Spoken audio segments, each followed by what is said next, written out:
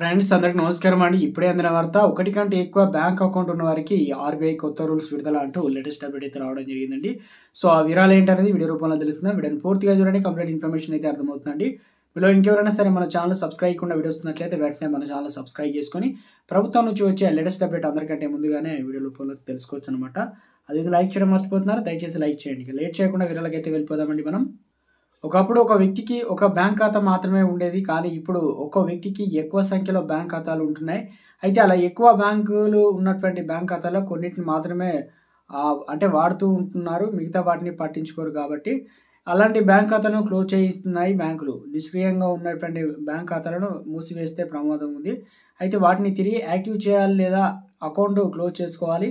Bank ఖాతా ఏదైతే నిర్దిష్ట వ్యవధిలో లావాదేవీలు, డిపాజిట్లు లేకపోతే ఆర్థిక కార్యకలాపాల వంటివి జరగకపోతే బ్యాంక్ ఖాతాలను నిష్క్రియంగా వర్గీకరిస్తారు. అలాంటి వాటికి 12 నెలల నియమం పెట్టి ఆ తర్వాత వాటిని ఇన్యాక్టివ్ అకౌంట్‌గా పరిగణిస్తారనమాట. సో, మొత్తానికి బ్యాంక్ అకౌంట్ కొన్ని బ్యాంకులు 6 నెలలకు మాత్రమే ఉంటాయన్నమాట.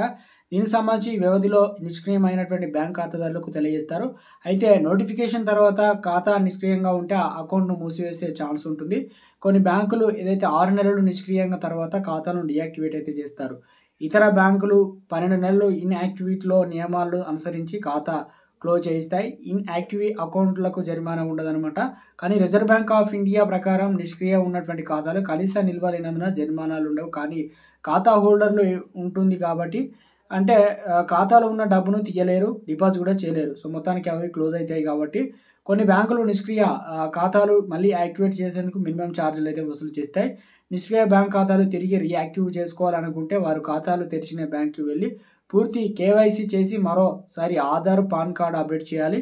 అయితే బ్యాంక్ ఖాతాను రీయాక్టివ్ చేయాలనుకున్నప్పుడు ఇన్ని రోజుల్లో ఎందుకు ఈ ఖాతా వాడబడలేదు అన్నది బ్యాంకు ఉద్యోగులకు